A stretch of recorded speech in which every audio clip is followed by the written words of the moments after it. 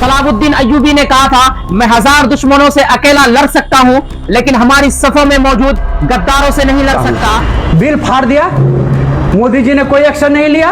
क्यों नहीं लिया साहब आपने?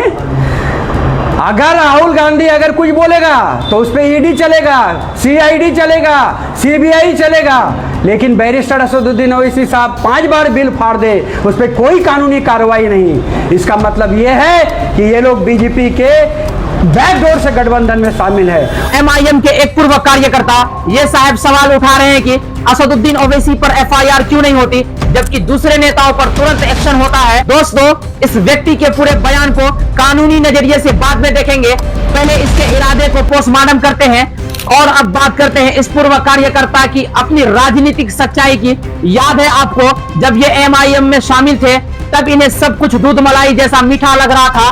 पार्टी नेता, सिद्धांत सब सही था। आज विधानसभा में, पार्लियामेंट में इस सीमांचल और किशनगंज की धरती के लिए सबसे ज्यादा लड़ाई लड़ने का काम अगर कोई कर रही है तो वो एमआईएम कर रही है। सबसे ज्यादा आवाज उठाने का अगर कोई काम कर रही है तो वो एमआईएम कर रही है। लेकिन जैसे ही पार्टी ने इनकी क्षमता और योग्यता को देखते हुए टिकट देना बंद किया, तभी से उल्टी सीधी और बकवास बातें चालू हो गई। ये सिद्धांत की लड़ाई नहीं है दोस्तों, ये कुर्सी की छटपटाहट है, ये सिर्फ व्यक्तिगत खुंदक है जिसे ये राजनीतिक विश्लेषण का नाम दे रहे हैं। अब आते हैं मुख्य सवाल पर, ओवैसी पर एक्शन क्यों नहीं होता है? सोचिए, आज तक ध्रुव राठी इतने बड़े यूट्यूबर हैं, उन्होंने प्रधानमंत्री मोदी जी के खिलाफ, अमित शाह जी के खिलाफ इतने सारे वीडियोस बनाए हैं, क्या कभी उन पर एफआईआर हुई? क्या कभी उन पर कोई बड़ा एक्शन हुआ? जवाब फिर वही है, क्योंकि वह संविधान कॉन्स्टिट्यूशन के हिसाब से बात करते हैं और यही राज बैरिस्टर असदुद्दीन ओवैसी का है।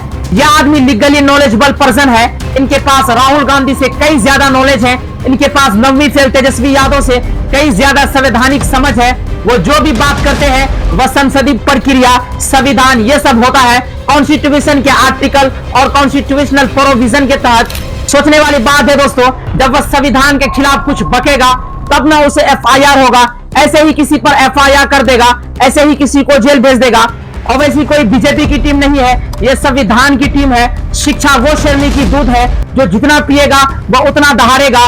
और हाँ, राहुल गांधी या तेजस्वी यादव पर एक्शन क्यों होता है? क्योंकि जब आप संविधान के दायरे के बाहर बोलते हैं, जैसे किसी का अपमान करना, मनहानि करना या भड़काऊ टिप्पणी करना, तो आप देश के आईपीसी का उल्लंघन करते हैं। जब आप उल्टा पुल्टा बोलेंगे तो सरकार को मौका मिलेगा ही मिलेगा। यही सबसे बड़ी ट्रेजेडी है। आज मुस्लिम समुदाय के पास एक हीरा है, एक बैरिस्टर है जो संसद के पटल पर कानून की भाषा में आपकी हक की बात करता है। लेकिन ऐसे मौका परस्त और हताश लोगों पर सख्त कार्रवाई होनी चाहिए, ताकि इन्हें पता चले कि राजनीतिक मंच अपनी भड़ास निकालने की जगह नहीं है। जाओ और इन पूर्व कार्यकर्ता से जाकर कहो, पहले संविधान पढ़ो फिर राजनीति करो।